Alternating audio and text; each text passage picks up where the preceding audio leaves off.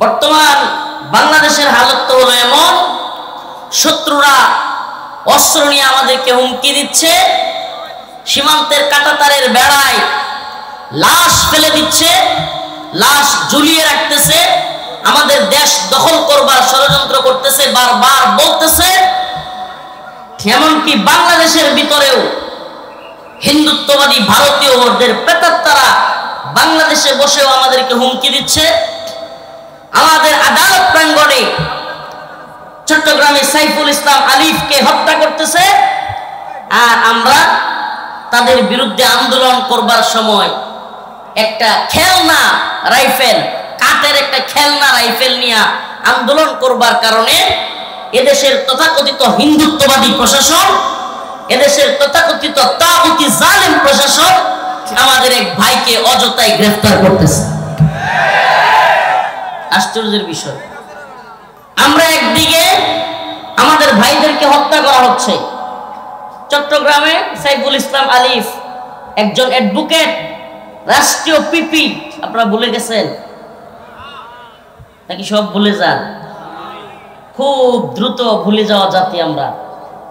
4.5 বছর নেতা বাটপারি, সিটারি, টেন্ডারবাজি, সাদাবাজি, রাস্তার সব কিছু মাইরা খায়া, স্কুল কলেজ ভার্সিটির এমনকি বাথরুমের কমরটা পর্যন্ত খায়া ফেলে।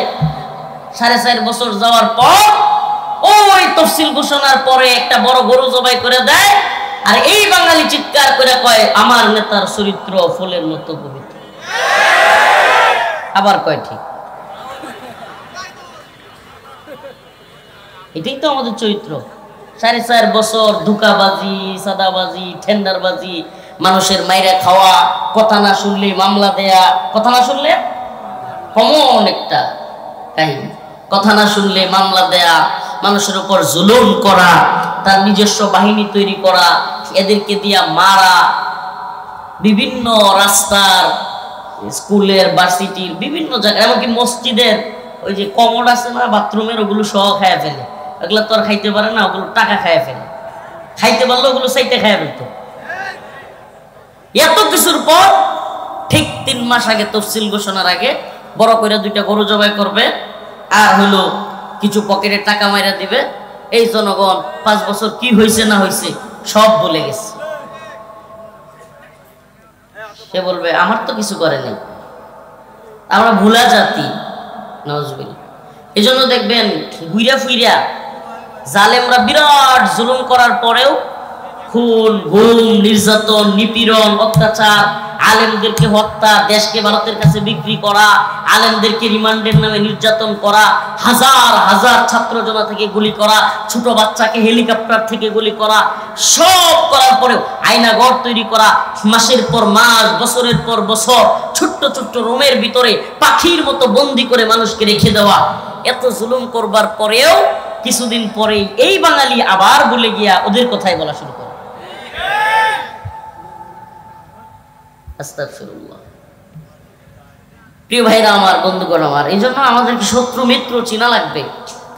আমরা প্রকৃত শত্রু মিত্র যদি চিনতে না পারি, ভুলে যাই, তাইলে কিছুদিন পর পর জীবন দিতে থাকবো, ঝামেলা পোহাইতে থাকবো, ঝামেলা চলতেই থাকবে। হুজুর এগুলো শুনে আমাদের লাভ আছে? আপনাদের এদিকে বেশি চাষ হয় কি, ধান, আম নাকি কোনটা? ধান, মাছ? মাছ।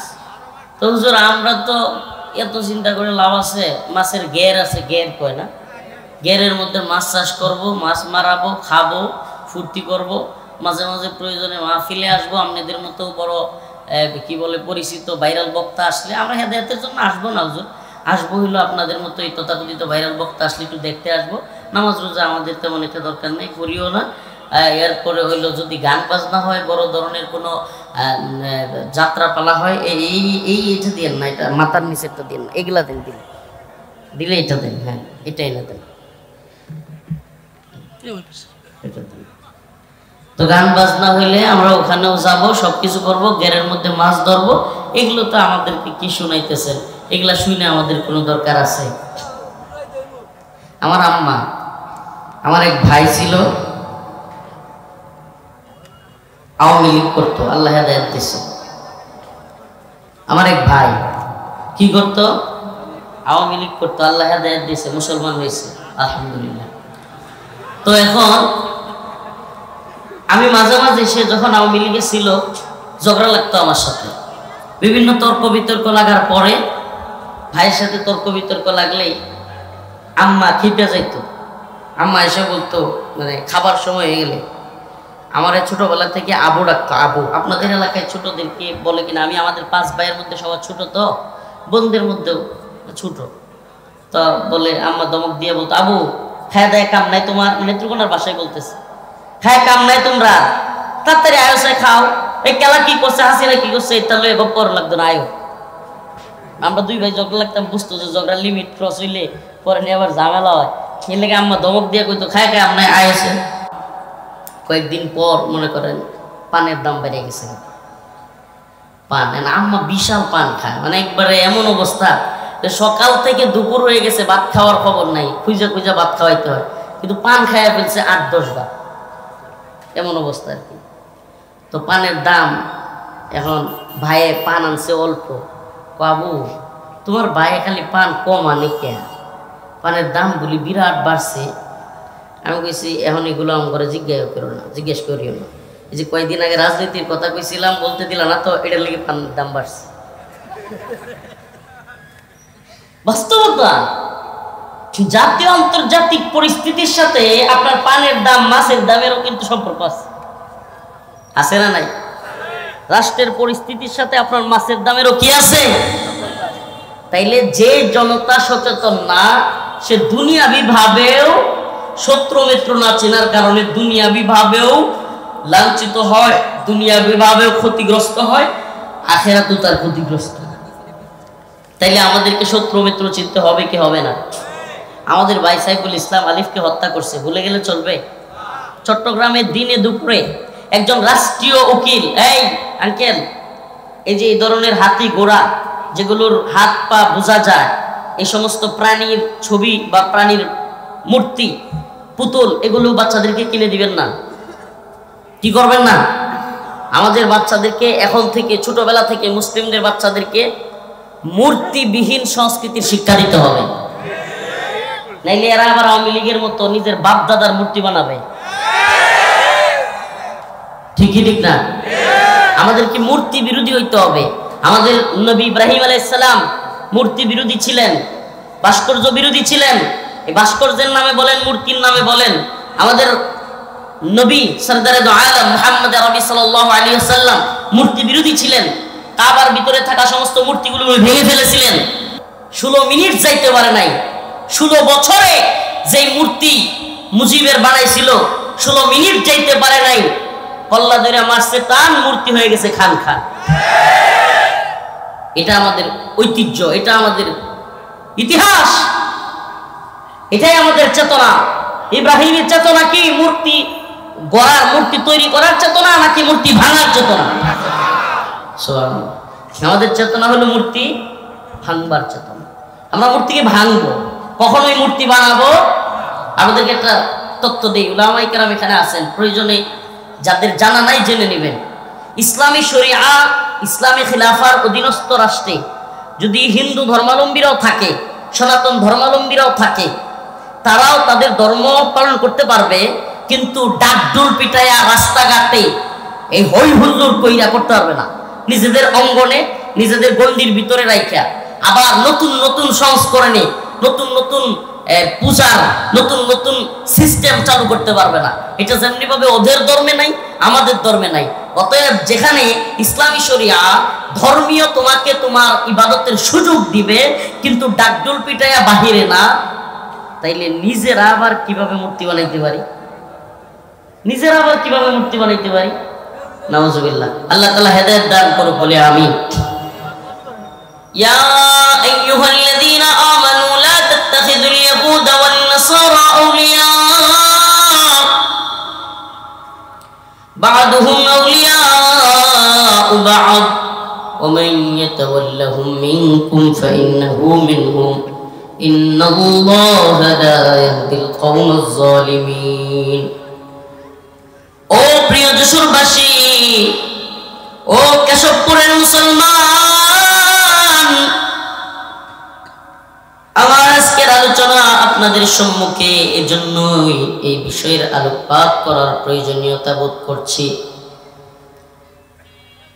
আমাদের বর্তমান বাংলাদেশ, বিশেষ করে উপমহাদেশ, মুসলিম অধ্যুষিত এই বঙ্গ, এই মুসলিম বঙ্গে আগামী 3 থেকে 4 মাস খুব ভয়াবহ পরিস্থিতি হবে।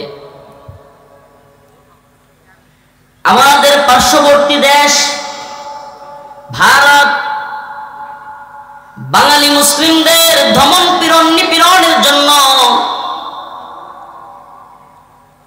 তাদের দেশের ভিতরে কাশ্মীর সহ অন্যান্য ভূখণ্ডের মুসলমানদেরকে যেইভাবে নির্যাতন নিপীড়ন করতেছে, এদের চাওয়া হলো বাংলাদেশেও মুসলমানদেরকে নির্যাতন নিপীড়ন করে স্টিম রোলার চালিয়ে আলেমদেরকে, ইসলামকে আঘাত করে, আলেমদেরকে, ইসলামকে এখানে দাঁড়াতে না দিয়ে এদেশে আবারও তাদের সেবাদাস, তাদের কৃতদাস কিংবা কোনো কৃতদাসী, তাদের গোলাম কোনো সরকারকে বসানো, তাদের এই প্ল্যানিং প্রায় চূড়ান্ত। তারা এখনো স্বপ্ন দেখে বাংলাদেশে আবার আধিপত্য বিস্তার করে তাদের একজন কৃতদাস, সেবাদাস সরকার বসিয়ে আমাদেরকে গোলামি করাবে। কিন্তু আমরা মুসলমান, আমাদের একমাত্র রবকে, আমরা কার গোলাম? চিৎকার করে বলেন, আমরা কার গোলাম? আমরা একমাত্র আল্লাহর গোলামি করি। আমরা ভারতের গোলামি করি না, আমরা আমেরিকার গোলামি করি না, আমরা মহান রবের গোলামি করি। আল্লাহ রাব্বুল আলামিন সুস্পষ্ট কোরআনে কারীমের মধ্যে বলেছেন, ইয়া আইয়ুহাল্লাযীনা আমানু লা তাত্তাখিযুল ইয়াহুদ, হে ঈমানদাররা, লা তাত্তাখিযুল ইয়াহুদ ওয়ান নাসারা আউলিয়া, হে ঈমানদাররা, তোমরা ইহুদি এবং খ্রিস্টানদেরকে বন্ধু বানায়ো না। কি করিও না? ইহুদি খ্রিস্টানদেরকে বন্ধু বানায়ো না। ইউরোপের কোন রাষ্ট্রকে যদি বাংলাদেশের কোন দল কিংবা সরকার বন্ধু মনে করে, Germany, France, Netherland, Spain, Italy কিংবা ইংল্যান্ড, যুক্তরাষ্ট্র, যুক্তরাজ্য, এগুলোর কোনটাকে, এই কানাডা, আমেরিকা, মুসলমানরা যদি, মুসলমানদের দেশগুলো যদি বন্ধু মনে করে, আল্লাহ বলেন এরা তোমাদের বন্ধু নয়, বাদুহুম আউলিয়া ও বাদ, এরা নিজেরা নিজেদের বন্ধু। এরা নিজেরা কি? কার কথা বলেন না, কার কথা? আসেন এবার মিলাই। ইসরায়েল যে এত জুলুম করতেছে ফিলিস্তিনের মুসলমানদের পক্ষে, আমেরিকার সমর্থন আছে না নাই? খালি সমর্থন নাকি অস্ত্রও দেয়, টাকাও দেয়, গোলা বারুদ দেয়, ট্যাঙ্ক দেয়, মিসাইল দেয়, জঙ্গি বিমান দেয়, ড্রোন দেয়, অ্যাটাকিং হেলিকপ্টার দেয়, দেয় কি দেয় না? যদি সাম্প্রতিক এই কথাগুলো না বুঝেন, আগামীর বাংলাদেশও বুঝবেন না, আগামীর আলোচনাও বুঝবেন না। আগামী দিনে বাংলাদেশের পরিস্থিতি কি হবে, এগুলো একটু মুসলমান ইমানদার, যেহেতু এত দূর থেকে কষ্ট করে আসছি, না খায়া না লইয়া এত দূর থেকে গাড়িতে কইরা আসতাম, বিমানের মিস করে আসছি, আপনাদেরকে একটু কিছু কথা বলে যায়। আপনারা 2024 সালের 5ই আগস্ট এর আগে বাংলাদেশে একচ্ছত্রভাবে ভারতীয় আধিপত্যবাদ দেখছেন। যে সরকার ছিল আওয়ামী লীগের, শেখ হাসিনা সরকার, এটা ছিল ভারতের গোলাম, সেবাদাসী, ভারতের গোলামীর সরকার।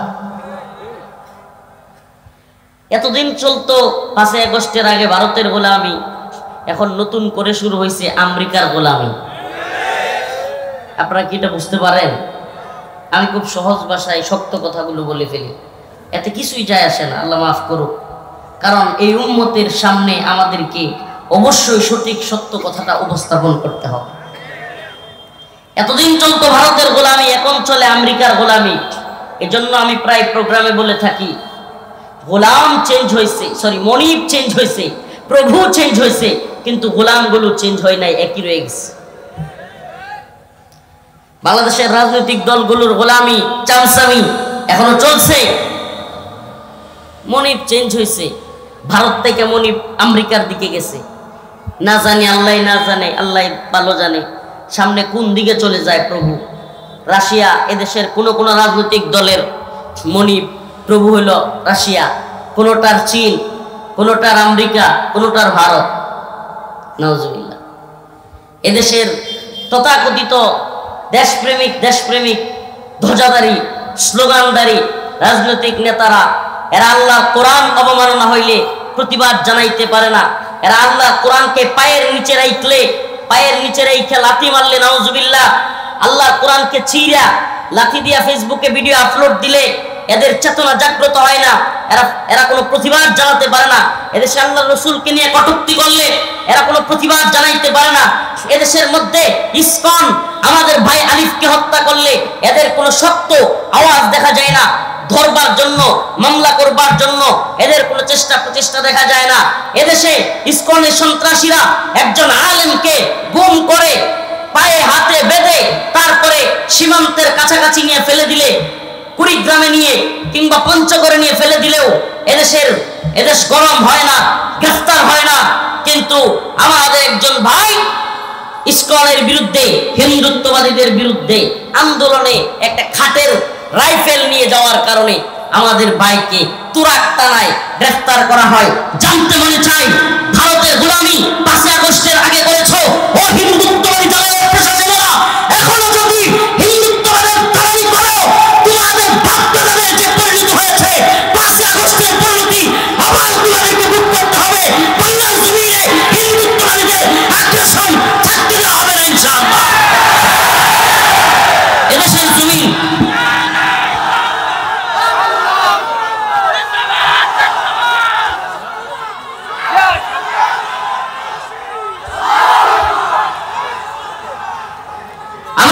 হুঁশিয়ার করে দিতে চাই, ইসকন নামক এই সন্ত্রাসী সংগঠনকে নিষিদ্ধ করতে হবে। এই কথা বলে না মুসলমান? ইসকন একটা মজা নেওয়ার বিষয়গুলো, হ্যাঁ আমি কি মজা নেওয়ার জন্য আজ করতেছি? মুসলমানদের এত বড় সেন্সিটিভ ইস্যুতে আপনার চেতনা যদি হাসির চেতনা হয়, তাহলে আপনি গোড়ার ডিম কিছুই করতে পারবেন না। আপনার মধ্যে যদি এই কষ্টই না থাকে, আমি একজন আলেমরে ধরে নিয়ে হুট করে রফিকুল ইসলাম মাদানীরা দেখতে আসেন গোড়ার ডিম এখানে, হুট করে যদি আমাকে নিয়ে এখন গুম করে দেয় ইসকন, কি একটা আশ্চর্য কথা বলতেছে। স্বাধীন দেশ একজন আলেমকে সেই গাজীপুর থেকে ধরে নিয়ে কুড়িগ্রামে পঞ্চগড়ে ফেলে রেখে আসছে, হাত পা বাঁধা, মেরে ফেলতে চাইছিল। চিন্তা করা যায়, উলঙ্গ অবস্থায় মারছে পাথর দিয়ে, ইয়া দিয়া বোতলের ভিতরে পানি করে ওটা দিয়ে পিটাইছে, উলঙ্গ করে ফেলছে। কেমন দেশ রে ভাই, কল্পনা করতে পারতেছেন? আল্লাহ না করো আগামীকালকে আপনি যে হুজুরকে পছন্দ করেন, সে যেই গ্রুপের হোক, তাকেও যে এভাবে ওরা গুম খুন করবে না, তাইলে ভারতীয় আধিপত্যবাদ এখন কমলো কোথায়? ভারতের গোলামি কমলো কোথায়? এই প্রশাসন কাকে খুশি করতেছে? ওদেরকে গ্রেফতার করতে পারে না, খুঁজে পায় না। আর একজন আলেম জজবাই একজন মানুষ, সে ভালোবাসায় একটা দামি বন্ধু, হিন্দুত্ববাদীদেরকে ইসকনকে ভয় দেখানোর জন্য যদি হয়ে থাকে, তারা নিয়ে দৌড়ায় গ্রেফতার করে নিয়ে আসছে। এটা কার দালালি? এটা কাদের দালালি? ভারতের দালালি যারা করেছিল 5 আগস্টে, তাদের পরিণতি কি এরা দেখে নাই? এখনো যদি কেউ ভারতের দালালি করে, শুধু ভারতের দালালি না, যদি কেউ আমেরিকার দালালি করে, এদেশে একসময় স্লোগান ছিল পিন্ডি না ঢাকা, মুরব্বীরা বলতে পারবে। পাকিস্তানের সাথে যুদ্ধের সময় রাওয়ালপিন্ডি পাকিস্তানের একটা অঞ্চলের নাম, ওই সময় ঢাকার রাজপথে স্লোগান হইতো পিন্ডি না ঢাকা। এখনকার এই জেনজি প্রজন্ম, এই প্রজন্ম এটা বলতে পারবে না। আমরাও তো ইতিহাস পড়ে জানছি, ইতিহাস থেকে জানছি, পিন্ডি না মুরব্বীরা বলতে পারবেন, স্লোগান হইতো কি হইতো না। এরপরে এই প্রজন্মের স্লোগান পাল্টে গেছে। কেন? এক সময় 71 পরবর্তী কিংবা 71-এর সময় এদেশ পাকিস্তানের জুলুম চলতেছিল, এজন্য স্লোগান হয়েছিল পিন্ডি না ঢাকা, মানে পাকিস্তানের একটা জায়গার নাম রাওয়ালপিন্ডি, যে আমরা পিন্ডির গোলামি চাই না, আমরা ঢাকা স্বাধীন হয়ে বাঁচতে চাই। এজন্য স্লোগান হয়েছিল পিন্ডি না ঢাকা। এরপরে শুরু হলো দিল্লির গোলামি, 71-এর পর থেকে শুরু হলো কি? দিল্লির গোলামি। দিল্লির গোলামি শুধু আওয়ামী লীগ করে নাই, 71 পরবর্তী সময়ে 2024-এর 5 আগস্টের আগ পর্যন্ত যত দল ক্ষমতায় ছিল, কোন দল ভারতের কথা ছাড়া উঠতে বসতে পারে নাই। সবগুলো ভারতের কথায় উঠছে আর বসছে। এটা ছিল রিয়েলিটি। তো তখন স্লোগান কি হয়েছে? দিল্লি না, সামনে স্লোগান হবে, লিখে রাখেন, লিখে রাখেন। আমি ছোট্ট মানুষ বললাম, স্লোগান পাল্টে যাচ্ছে। অচিরেই স্লোগান হবে ওয়াশিংটন না ঢাকা। স্লোগান পাল্টে যাবে, কারণ গোলামি তো শুরু হয়ে গেছে ওয়াশিংটনে। সন্ত্রাস বিরোধী আইনের নামে, জঙ্গিবাদের নামে আলেমদেরকে গ্রেফতার করা হয়, আর এদিকে ইসকন অস্ত্র নিয়ে মহড়া দেয়। ইসকন প্রকাশ্যে দিবালুকে একজন অ্যাডভোকেটকে হত্যা করে। এদেশে 13 বছরের শিশু আশামণিকে গাজীপুরে হিন্দুরা 3-4 জন মিলে সংঘবদ্ধভাবে ধর্ষণ করে, আর দেশের পুলিশ সেই ধর্ষকদের পক্ষে বিবৃতি দেয়। প্রিয় ভাইরা আমার, বন্ধুগণ আমার, এদেরকে দেখলে মনে হয় এরা যেন ভারতের গোলামি করতেই পছন্দ করে। এরা কাদের গোলামি করতে পছন্দ করে? আর এদেশে সবচাইতে বেশি রয়ের পারপাস সার্ভ করে যেই ইউনিট, যেই শাখা, এটা হলো মিডিয়া শাখা। এই মিডিয়া, এই কুখ্যাত মিডিয়া, এই দাজ্জালি মিডিয়া, আমি মেইন স্ট্রিম মিডিয়ার কথা বলছি। ইউটিউবাররা তো মিডিয়ার একটা ছোট্ট পার্ট। এরা তো, এই ইউটিউবাররা তো ওয়াজ মাহফিলে আসে, এদের বিষয় বলছি না। মেইন স্ট্রিম মিডিয়া যেটা, এদেশের টিভি চ্যানেলগুলো কিংবা এদেশের যেগুলোকে বলা হয় মেইন স্ট্রিম, এরা কি করে? এরা দেখবেন ছোট্ট আশামণি 3 জন হিন্দু মিলে ধর্ষণ করছে, দেখবেন এটা নিউজ নাই এত বেশি, এটার কোনো কি নাই, নিউজ নাই। কিন্তু যখনই মুসলমানরা একটা কিছু করবে, ওরে বাবা, নিউজ মিডিয়া প্রচার একের পর এক। এই যে মনে নাই আপনাদের, কোন মহিলা হিন্দু টিপ পড়ছিল, ওরে বাবা, একটু টিপের জন্য পুরো দেশ আওলে গেছিল, যদি ওই পুলিশের চাকরিও চলে গেছে। আমি জানি না আপনারা সব ভুলে যান কিনা, কয়জনের মনে আছে? হাত তুলেন তো। টিপকাণ্ডের কথা মনে আছে? হায়রে বাঙালি জাতি, 2 জন হাত তুলছে। আস্তাগফিরুল্লাহ ওয়া আতুবু। এত অচেতন হলে চলে না। আমরা এত অচেতন বলে এরা আমাদেরকে মারে। সচেতন থাকতে হবে, নাইলে প্রত্যেকটা আঘাতের পাল্টা আঘাত দিবেন কেমনি? বুঝলেন নাই? আমাদেরকে একটা আঘাত করলে ওদেরকে আমরা পাল্টা আঘাত করবো। এটা আমার মুখের কথা নয়, এটা আল্লাহ বলছে, ইন্নাল্লাহা আশতারা মিনাল মুমিনিনা আনফুসাহুম ওয়া আমওয়ালাহুম বিআন্না লাহুমুল জান্নাহ ইউকাতিলুনা ফি সাবিলিল্লাহ ফায়াকতুলুনা ওয়া ইউকতালুন। তোমরা মারো এবং মরো, আগে মারো তারপরে মরো, খাইলা মারার কথা বলে না। আল্লাহ তাআলা খালি মার খাওয়ার কথা বলে। মার খাওয়া যেমন সুন্নাত, মার দেওয়াও সুন্নাত। কাফের মুশরিকদের শুধু আঘাত খাওয়া যাবে? বলেন, আঘাত খাওয়া যাবে? শুধু আঘাত খাওয়া যাবে না। মাইক খাইতে খালি চাই এই কথা আর বলবেন না। বুক পেতে দেব, উন্মুক্ত বুকে যত আঘাত করতে পারো। আমাদের ওই যে রংপুরের আবু সাইদের মতো বুক পাইতে দিব গুলি করতে না, আমরা এত বুক পাতবো না। যদি আমাদেরকে মারতে আসে হিন্দুত্ববাদী ভারত, পুলিশের ঢাকা মহানগর ডিএমপির কমিশনারের কথা আমার খুব ভালো লাগছে। আজকে দেখলাম মিডিয়াতে বলতেছে যে যদি পার্শ্ববর্তী কোনো দেশ আমাদের উপর হস্তক্ষেপ করে, যুদ্ধ বেজে যাবে এবং আমরা সেই যুদ্ধের জন্য তৈরি আছি। কথাটা খুব ভালো লাগছে। জানি না, আল্লাহ মাফ করো, হালাল হারাম কিংবা হারামের মিশ্রণ থাকা এই অফিসাররা দেশের জন্য, ইসলামের জন্য, এই উম্মার জন্য, এই ভূমির জন্য কতটুকু লড়াই করবে। কিন্তু আমরা তো অচেতন হয়ে গেলে চলবে না। আপনারা তো সীমান্ত অঞ্চলের মানুষ, ভারতীয় সীমান্ত অঞ্চলের একটা এলাকা যশোর, আমরাও সীমান্ত অঞ্চলের মানুষ, নেত্রকোনা। খুব সতর্ক থাকতে হবে মুসলমান। কথাগুলো খুব মনোযোগ দিয়ে শুনবেন। হুজুর আজকে এই কথাগুলো কেন বলতেছেন? এই জন্য বলতেছি ভাই, আমি পারতাম আপনাদেরকে নামাজের একটু আলোচনা শোনাইতে, হজ নিয়া, কোরবানি নিয়া, রমাদানের রোজা নিয়া, কিংবা বিভিন্ন বিষয়ে আপনাদেরকে আলোকপাত করতে পারতাম, তাকওয়ার ওয়াজ করতে পারতাম এগুলো। অবশ্যই আমাদের নামাজ পড়া দরকার, নামাজ পড়তেই হবে। নামাজ আল্লাহর পক্ষ থেকে ফরজ, কিন্তু এই উম্মার সামনে যেই পরিমাণ মুসিবত, এই উম্মার উপর যে যুদ্ধ চাপিয়ে দেয়া হচ্ছে, এই উম্মার দিকে যেইভাবে দিয়ে আসছে বিপদ, এই বিপদ আসন্ন, এই অশনি সংকেত আমরা যারা অগ্রিম ফিল করি, আমরা আপনাদেরকে সজাগ করা, এটা আল্লাহর পক্ষ থেকে দায়ী হিসেবে আমাদের দায়িত্ব, কর্তব্য। আমাদের কি দায়ী? দায়ী, তার দায়িত্ব। যে দিনের দায়ী তার অবশ্যই দায়িত্ব এবং কর্তব্য হলো এই উম্মার মাঝে এই চেতনাকে জাগ্রত করা। দেখুন আল্লাহ পাক বলতেছে, আমি রফিকুল ইসলাম মাদানীর কথা শুনবার দরকার নাই, আল্লাহ রাব্বুল আলামিন বলতেছে, লা তাজিদান্না আশাদ্দান নাস আদাওয়াতাল লিল্লাযিনা আমানুল ইয়াহুদ ওয়াল্লাযিনা আশরাকু। লা তাজিদান্না আশাদ্দান নাস, মানুষদের মধ্য থেকে অবশ্যই অবশ্যই তোমরা পাবে শত্রু হিসেবে, মুসলমানদের কঠিন শত্রু হিসেবে মানুষদের মধ্য থেকে তোমরা পাবে আদাওয়াতাল লিল্লাযিনা আমানুল ইয়াহুদ ওয়াল্লাযিনা আশরাকু। প্রথমেই পাবে ইহুদিদেরকে, এরপরে পাবে মুশরিকদেরকে।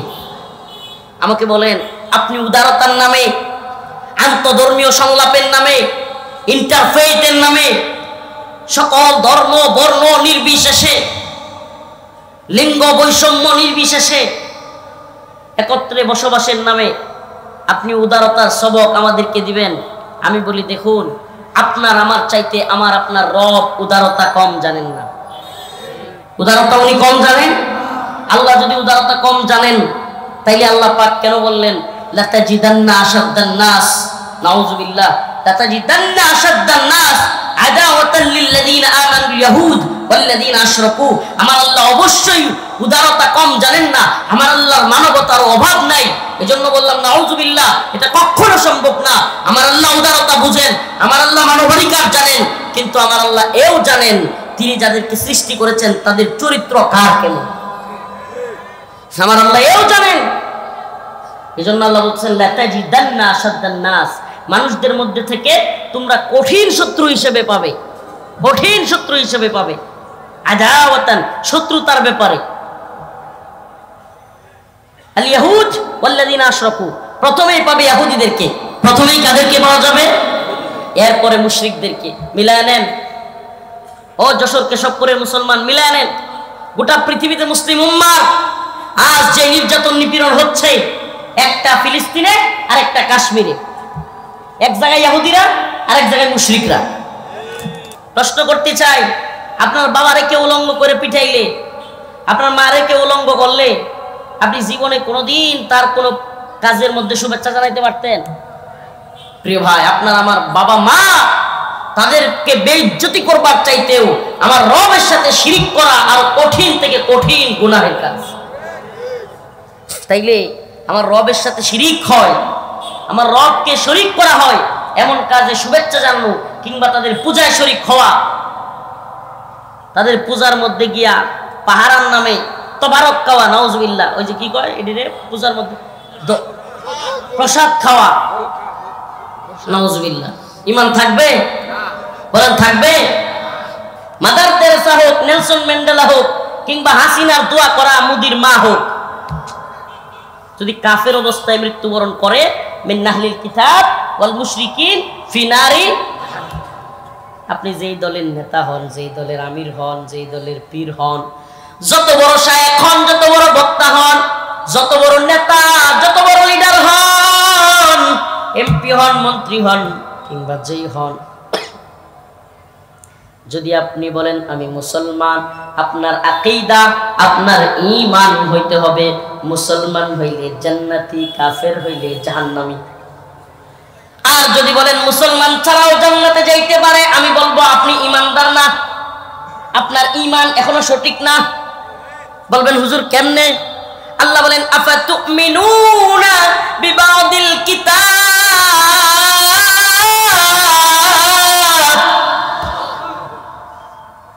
ওয়া তাকফুরুনা বিবাদ ফামা জাযাউ মান ইয়াফআলু যালিকা মিনকুম ইল্লা খিজিয়ুন ফিল হায়াতিদ দুনিয়া ওয়া ইয়াউমাল কিয়ামাতি লাতুরাদ্দুনা ইলা আশাদ্দিল আযাব। আল্লাহ বলেন আফাতুমিনুনা বিবাদিল কিতাব, তোমরা কি এই কিতাবের কিছু অংশের উপর ঈমান এনেছো? ওয়া তাকফুরুনা বিবাদ, আর কিছু অংশের উপর ঈমান আনলা না। তোমরা কি ইন্নাল্লাযীনা আমানু ওয়া আমিলুস সালিহাত কানাত লাহুম জান্নাতুল ফিরদাউস, এই আয়াতের উপর ঈমান আনলা? যারা নেক আমল করে ঈমানদার, এটা কিন্তু সবাই জানে, যারা নেক আমল করে ঈমানদার এরা কোথায় যাবে? এই কথা কিন্তু আওয়ামী লীগ, বিএনপি, ছাত্রলীগ, যুবলীগ, ছাত্রদল, যুবদল, স্বেচ্ছাসেবক দল, অমুক দল, তমুক দল, জামাত, জমিয়ত, হেফাজত, চরমোনাই সবাই মানে।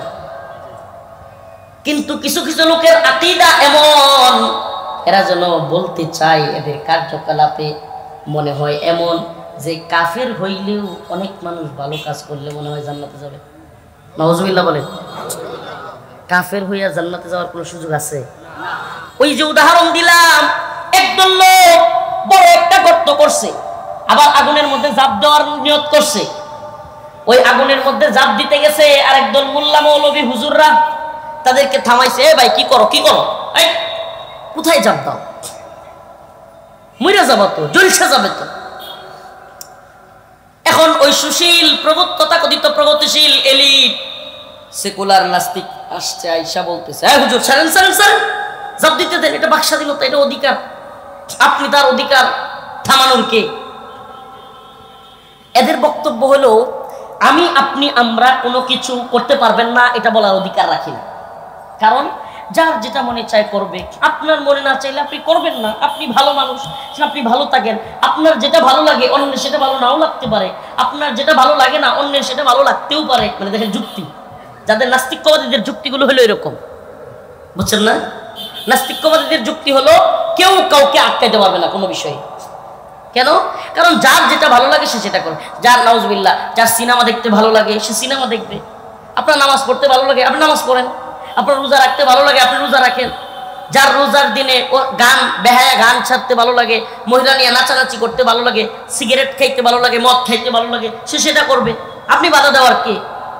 যদি বলেন আপনি মুসলমান তাহলে ঠিক আছে, আপনি বিশ্বাস করেন আখেরাতে গেলে বিচার ফাইসালা হবে, তারও বিচার হবে আপনারও বিচার হবে, তাইলে তারটা তারে করতে দেন। দেখছেন যুক্তি? নাউজুবিল্লাহ বলবেন না, যুক্তি দেখছেন? এই নাস্তিকবাদীদের যুক্তি। কিন্তু বাস্তবতা কি? এটা কি সহজ যে কাউকে কিছু বলা যাবে না, এভাবে চলতে থাকবে? তাইলে আমার প্রশ্ন, একই বাড়িতে একই ফ্ল্যাটে একটা রুমের ভিতরে আলাদা আলাদা রুম ভাড়াটিয়া থাকে কি থাকে না? এখন এক ভাড়াটিয়ার মেয়ের বিয়ে, এখন ওই ভাড়াটিয়া বিশাল বড় বড় 8টা-10টা সাউন্ড বক্স আইনা ডিজে পাঠিয়ে দিচ্ছে, আর পাশের মানুষ ঘুমাইতে চায় কিংবা কারো পরীক্ষা আছে, কেউ অসুস্থ আছে। আপনি বলেন ওই বাসায় যা মন চায় তা করতে দেওয়া কি এদের জন্য সম্ভব? বলেন সম্ভব? আপনি নামাজ পড়েন, আপনার জন্য পর্দা করা ফরজ, কিন্তু আপনার বাসার সামনে একজন অর্ধ উলঙ্গ মহিলা থাকে। অর্ধ উলঙ্গ পর্যন্ত হাফ প্যান্ট পরে যেগুলো নাচানাচি করে। এখন ওই নাস্তিকদের কথা অনুযায়ী আপনি তারা কিছুই বলতে পারবেন না। হায় হায়, আপনি নামাজ পড়ে বের হওয়ার সাথে সাথে দেখেন আয় হায় সব কিছু নিয়ে নাচানাচি। বলেন না নামাজ পড়ে আপনার কিছু ঠিক রাখতে পারবেন? ঠিক রাখতে পারবেন? এরা এগুলো বলতে চায়, এই দুঃখাবাজরা বুঝাইতে চায় যার যেটা মন চায় সে সেটা করবে, কিন্তু ইসলাম বলে এই সুযোগ নাই। আজকের তথাকথিত কিছু রাজনৈতিক দলের নেতাদেরকে যখন বলা হয় যে আপনারা কি এই দেশে ক্ষমতায় আসলে পর্দা যদি কেউ না করে, হিজাব কেউ না পরে তাদেরকে বাধ্য করবে, না এটা ম্যান্ডেটরি না। হাই হাই, আস্তাগফিরুল্লাহ আস্তাগফিরুল্লাহ, কিভাবে বলে রে? এরা আল্লাহর দ্বীন, আল্লাহর ইসলাম বুঝে নাই, প্রকৃত কোরআন বুঝে নাই, ইসলামী শরিয়া বুঝে নাই। অবশ্যই অবশ্যই ইসলামী শরিয়ার অধীনস্থ রাষ্ট্রে মহিলাদেরকে অবশ্যই পর্দা করতে হবে। প্রিয় ভাইরা আমার, এখন জাহান্নামের দিকে দৌড় মারছে, আগুনের দিকে ঝাঁপ দিছে, মোল্লা মৌলবীরা থামাইছে। বলেন না আমরা তো বলি তোমাদের চাইতেও আমরা বেশি উদারপন্থী, তোমাদের চাইতেও আমরা বেশি মানবতাবাদী, তোমাদের চাইতেও আমরা বেশি মানবাধিকারে বিশ্বাসী। বলবেন কেমনে? তোমাদের বক্তব্য হলো যে যা মন চায় করবে, ওই গর্তের ভিতরে আগুনের মধ্যে ঝাঁপ দিতে চাচ্ছে, তোমাদের বক্তব্য অনুযায়ী তাদেরকে আগুনে ঝাঁপ দিতে দেওয়া উচিত। আমরা বলি না, যদি গুজরাটের কসাই নরেন্দ্র মোদিও মুসলমান হইয়া তওবা করে জান্নাতে চইলা যায়, আমাদের কোনো আপত্তি নাই। আমার কথা মনে হয় বুঝেন নাই, না বুঝাইতে পারি নাই। গুজরাটের কসাই নরেন্দ্র মোদিও যদি কালেমা পইরা তওবা পইরা মুসলমান হয়ে যায়, তাইলে যশোরের মুসলমান কি কইবেন যে এত নির্যাতনের পরে আল্লাহ তারে জান্নাতে দিয়েন না? বলবেন? এটা ইসলামের আকীদা না। অতএব আমরা আরো বেশি উদার। তোমরা মানুষকে জাহান্নামের পথে নিতে চাও, তোমরা উদারতার নামে, বাকস্বাধীনতার নামে, মানবাধিকারের নামে সমকামিতা, ট্রান্সজেন্ডার মতবাদ প্রমোট করতে চাও, তোমরা মানুষকে জাহান্নামের পথে নিতে চাও। আমরা কাফেরদেরকে দাওয়াত দিয়া ইসলাম কবুল করায়া আমাদের সাথে একত্রে জান্নাতে নিতে চাই। কে বেশি উদার? সুবহানাল্লাহ। কে বেশি উদার? আমরা। আমরা চাই না কেউ জাহান্নামে যাক। হিন্দু ধর্মাবলম্বী সেও কালিমা পড়ে মুসলমান হয়ে এক রবের অধীনে চলে আসুক। তাআলাউ ইলা কালিমাতিন সাওয়াইন বাইনানা ওয়া বাইনাকুম আল্লা না'বুদা ইল্লাল্লাহ। এসো সেই কথায় যেখানে তোমার এবং আমার উভয়ের কথা এক। কি? আল্লা না'বুদা ইল্লাল্লাহ, আল্লাহ ছাড়া কারো ইবাদত করব না। আল্লাহ ছাড়া কারো ইবাদত করব না। প্রিয় ভাইরা আমার, বন্ধুগণ আমার, তাইলে বলতে চাই আল্লাহর চাইতে বড় উদার, আল্লাহর চাইতে বড় জান্নাওয়ালা, আল্লাহর চাইতে বড় কেউ আছে? তাইলে আল্লাহ বলছে ইন্নামাল মুশরিকুনা নাজাস। কথাটা শুনতে তো কেমন লাগে। এখন আল্লাহ যদি এগুলো বলে, নাউজুবিল্লাহ, আল্লাহ বলতেছে একটা কাফেরও জান্নাতে যাবে না। যদি বলো হুজুররা সাম্প্রদায়িক, আমি বলি বেটা তাহলে তো তুই বলতে চাস আল্লাহ সাম্প্রদায়িক। নাউজুবিল্লাহ।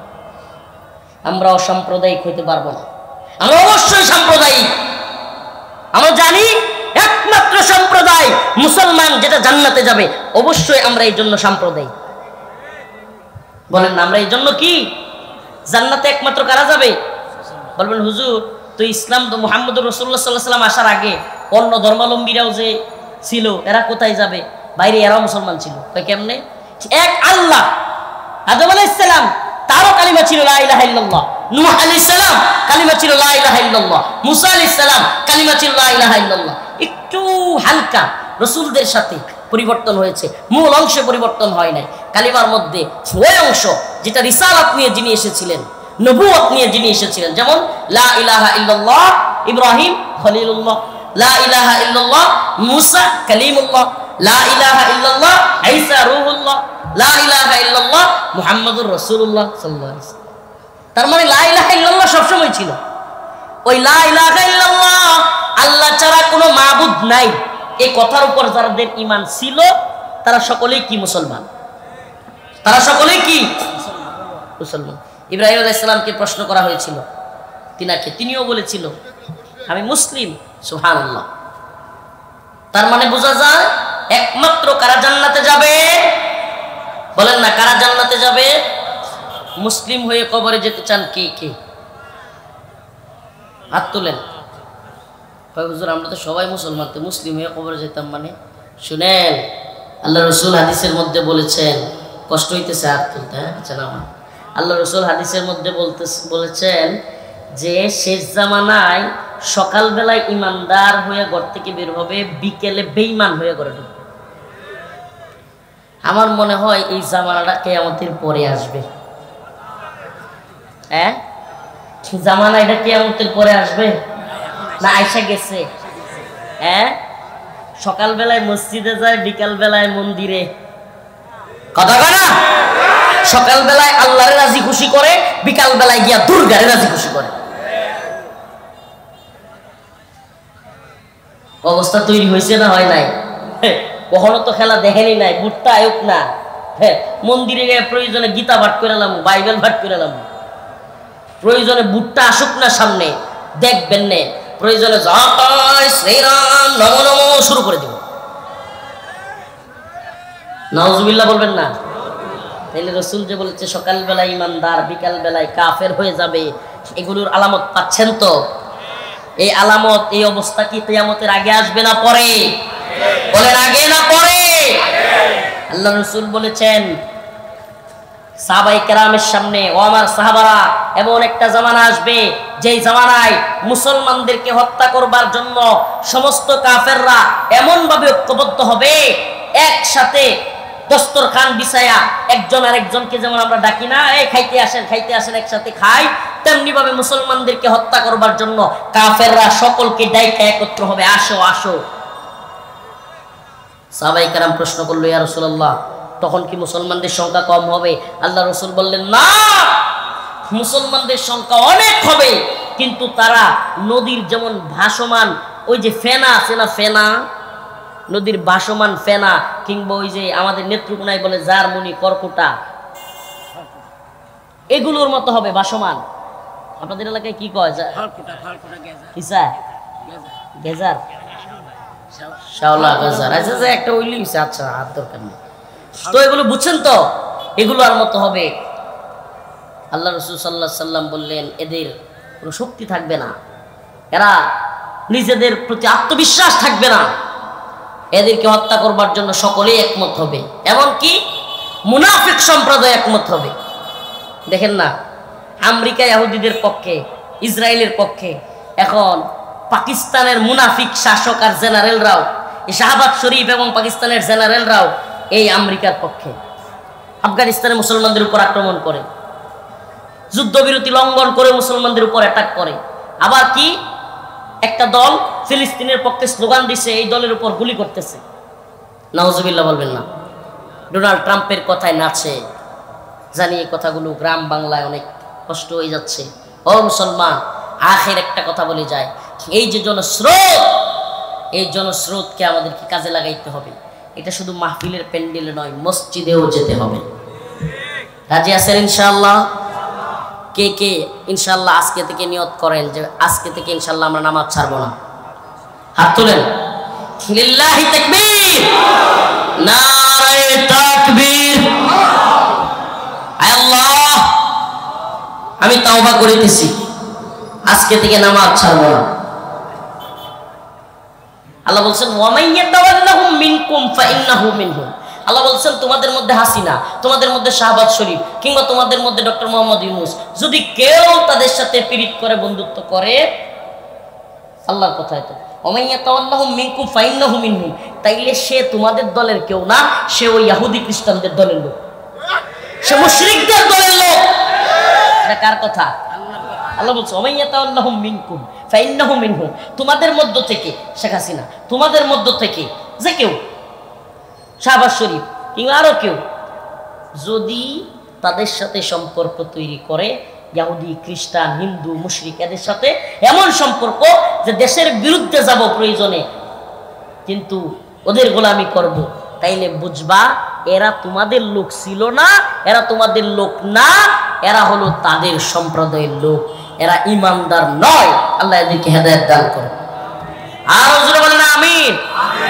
আর যদি কেউ ইমানের কথা চিন্তা করে, দেশের কথা, জাতির কথা চিন্তা করে, উম্মার কল্যাণে চিন্তা করে, সে অবশ্যই অবশ্যই ইমানদার। আল্লাহ তাআলা আমাদের সবাইকে ইমানদার হিসেবে শত্রু মিত্র চিনে কবরে যাওয়ার তৌফিক দান করুক, বলেন আমিন। ওয়া আখিরু দাওয়ানা আনিল হামদুলিল্লাহি রাব্বিল আলামিন।